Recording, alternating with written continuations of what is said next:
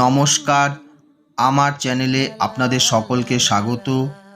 আমার আজকের টপিক হলো ভয়েস চেঞ্জ। আমি আজকে ভয়েস চেঞ্জের কিছু ব্যতিক্রমী নিয়ম নিয়ে হাজির হয়েছি। আপনারা প্রথম থেকে শেষ পর্যন্ত আমার ক্লাসটিকে মনোযোগ সহকারে দেখবেন। আমার বিশ্বাস আপনারা এখান থেকে অনেক কিছু শিখতে পারবেন। তো চলুন শুরু করা যাক। 1 নম্বর উদাহরণ দেখুন, আই হার্ট মাইসেলফ। এখানে দেখুন আই হার্ট মাইসেলফ মানে আমি নিজেকে আঘাত করেছিলাম। তাহলে আইটা হচ্ছে সাবজেক্ট, হার্টটা হচ্ছে ভার্বের প্রেজেন্ট পাস্ট ফর্ম। আইটা সাবজেক্ট, হার্টটা হচ্ছে ভার্ব, মাইসেলফ হচ্ছে অবজেক্ট। তাহলে আইটা হচ্ছে সাবজেক্ট, হার্টটা হচ্ছে ভার্ব, মাইসেলফ হচ্ছে অবজেক্ট।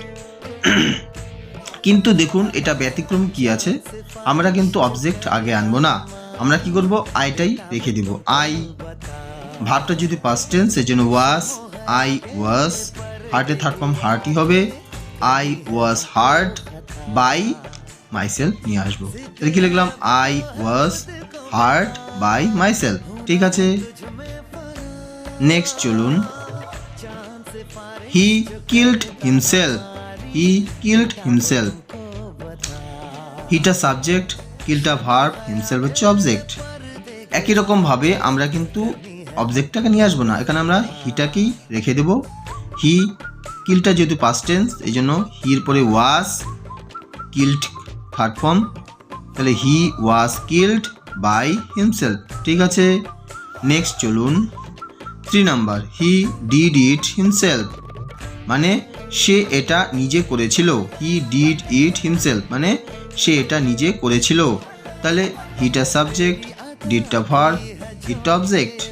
ঠিক আছে, তাহলে আমরা কি করব, এই ক্ষেত্রে কিন্তু আমরা ইটটা আগে নিয়ে আসবো। ঠিক আছে, এই প্রথম দুটো উদাহরণে কিন্তু আমরা প্রথমটাই রেখে দিয়েছিলাম সাবজেক্ট। দেখুন আই রেখে দিয়েছিলাম, হি। কিন্তু এখানে যেহেতু হি সাবজেক্ট, ডিড ভার্ব আর ইট অবজেক্ট, ঠিক আছে, হিমসেলফের আগে ইট আছে এই জন্য আমরা ইটটাকেই নিয়ে আসবো। ইট ডিডটা পাস্ট টেন্স এই জন্য ওয়াজ, তাহলে ইট ওয়াজ, ডিডের থার্ড ফর্ম ডান, তাহলে ইট ওয়াজ ডান বাই হিমসেলফ। তাহলে ইট ওয়াজ ডান বাই, এখানে কিন্তু হিম করবো না, এখানে হিমসেলফ করে দেবো। ঠিক আছে, তাহলে ইট আনলাম, তাহলে ভাবটা পাস্ট টেন্স এই জন্য ওয়াজ আর হয়, পাস্ট থাকলে ইটের পরে ওয়াজ হবে, ইট ওয়াজ ডান বাই হিমসেলফ। ঠিক আছে, নেক্সট চলেন, do it yourself. Do it yourself মানে এটা তুমি নিজে করো। তাহলে এটা ভার্ব, এটা অবজেক্ট। এখানে কিন্তু সাবজেক্টটা ইমপ্লিসিট আছে, মানে সাবজেক্টটা মানে উজ্জ্ব আছে, এখানে সাবজেক্টটা ইমপ্লিসিট অর্থাৎ উজ্জ্ব আছে। হ্যাঁ, তাহলে কি প্রশ্ন বলেছে, ডু ইট ইয়োরসেলফ মানে এটা তুমি নিজে করো। তাহলে ইটটা যেহেতু অবজেক্ট তাহলে ইট। ঠিক আছে, আমরা শুড এনেছি, ইট শুড, তারপর be, do third form done by yourself. কি লিখলাম, object it, should be, do third form done by yourself লিখে দিয়েছি। তাহলে it should be done by yourself. ঠিক আছে, নেক্সট চলুন, he wrapped himself in furs. সে নিজেকে লোমে জড়িয়েছিল। He wrapped himself in furs মানে সে নিজেকে লোমে জড়িয়েছিল। তাহলে আমরা হি দিয়ে শুরু করবো, হি, র্যাপটা হচ্ছে পাস্ট টেন্স এই জন্য ওয়াজ, হি ওয়াজ র্যাপড হয়ে যাবে third form, he was wrapped in furs by himself. He was wrapped in furs by himself. ঠিক আছে, তো যাই হোক, আমি আমার ক্লাসকে আর দীর্ঘায়িত করতে চাই না। আমি আশা করব আপনারা এই ক্লাসগুলোকে খুব মনোযোগ সহকারে দেখবেন। এই ক্লাসগুলো খুবই গুরুত্বপূর্ণ। তো ভয়েস চেঞ্জ এমন একটি ইংলিশ গ্রামারের পার্ট যেটা না শিখলে কোনোদিনই ইংরেজিতে ভিত শক্ত করা যাবে না। তো আপনারা সকলেই এই ক্লাসগুলোকে মনোযোগ সহকারে পড়বেন। যদি একবারে না বুঝতে পারেন, বারবার করে থামিয়ে 3বার 4বারে আপনারা ফলো করুন। আর যদি পারেন খাতায় লিখে রাখুন। যাই হোক, আমার ক্লাসটি যদি আপনাদের ভালো লেগে থাকে তাহলে অবশ্যই আমার চ্যানেলটিকে সাবস্ক্রাইব করবেন। আর হ্যাঁ, লাইক শেয়ার কমেন্ট করতে কিন্তু একদম ভুলবেন না। তো যাই হোক, আপনারা ভালো থাকবেন, অপরকে ভালো রাখবেন। জয় হিন্দ, জয় ভারত। নমস্কার, আমার চ্যানেলে আপনাদের সকলকে স্বাগত। আমার আজকের টপিক হলো ভয়েস চেঞ্জ। আজকে আমি ভয়েস চেঞ্জের কিছু ব্যতিক্রমী নিয়ম নিয়ে হাজির হয়েছি। আপনারা অবশ্যই আমার ক্লাসটিকে প্রথম থেকে শেষ পর্যন্ত মনোযোগ সহকারে, একবারে বুঝতে না পারলে দুবার তিনবার চারবার পজ করে করে ক্লাসটিকে দেখবেন। আর আমার বিশ্বাস আপনারা এখান থেকে অনেক অনেক কিছু আয়ত্ত করতে পারবেন। তো চলুন শুরু করা যাক। তো প্রথম উদাহরণ কি আছে? People speak English all over the world. People speak English all over the world. তাহলে এখানে পিপলটা সাবজেক্ট, স্পিকটা হচ্ছে ভার্ব অর্থাৎ ভার্বের প্রেজেন্ট ফর্ম, ইংলিশ হচ্ছে অবজেক্ট। ঠিক আছে, তো তাহলে ফলো করুন। তাহলে এটা অবজেক্ট ইংলিশ, তাহলে আমরা ইংলিশটাকে আগে নিয়ে আসলাম। ইংলিশ স্পিকটা প্রেজেন্ট ফর্ম, এর জন্য প্রেজেন্ট থাকলে অ্যামিজার হয়। তাহলে ইংলিশ অবজেক্ট এখানে নিয়ে এসেছি প্রথমে ইংলিশ, তারপরে অ্যামিজার ইংলিশের পর ইজ হবে। স্পিকের third form speak, spoke, spoken. তাহলে ইংলিশ ইজ স্পোকেন কি অল ওভার দ্য ওয়ার্ল্ড, এর পুরো লিখে দিয়েছি অল ওভার দ্য ওয়ার্ল্ড। কিন্তু বাই পিপল করব না, কারণ ইংরেজি কথা মানুষই তো বলে। ঠিক আছে, জনগণই তো ইংরেজিতে কথা বলে, এই জন্য বাই পিপল দেওয়ার দরকার নেই। তাহলে কি লিখলাম? English is spoken all over the world. ঠিক আছে, নেক্সট চলুন। I have lost my pen, মানে আই সাবজেক্ট, হ্যাভ হচ্ছে অক্সিলারি ভার্ব, লস্ট হচ্ছে প্রিন্সিপাল ভার্ব, মাই পেন হচ্ছে অবজেক্ট। তাহলে আমরা কি করলাম? মাই পেন অবজেক্টটা আগে নিয়ে আসলাম। এখানে হ্যাভ আছে, কিন্তু এখানে হ্যাভ হবে না।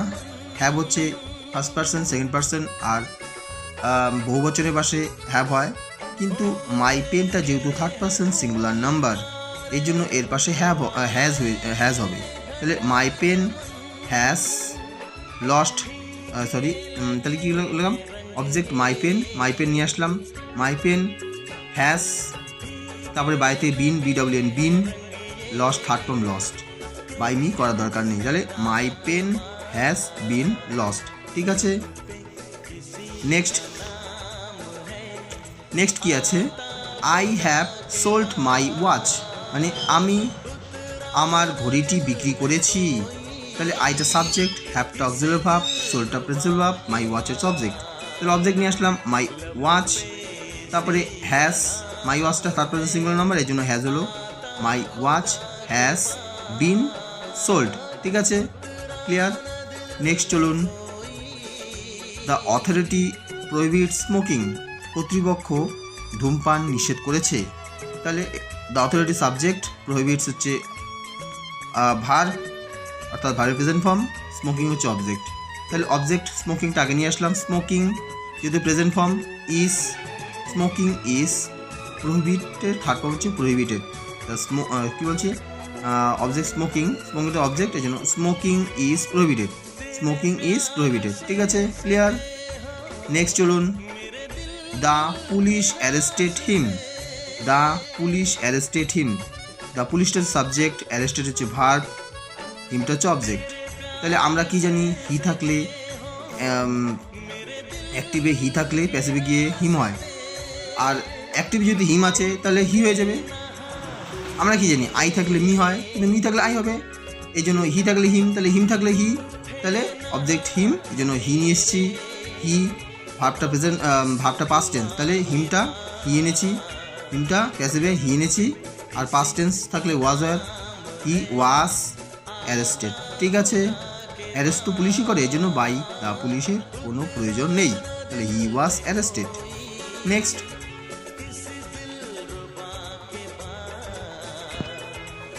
নেক্সট ফলো করুন।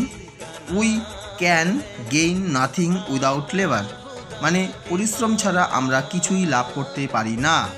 পরিশ্রম ছাড়া আমরা কিছুই লাভ করতে পারি না। ঠিক আছে, তাহলে কি লিখলাম?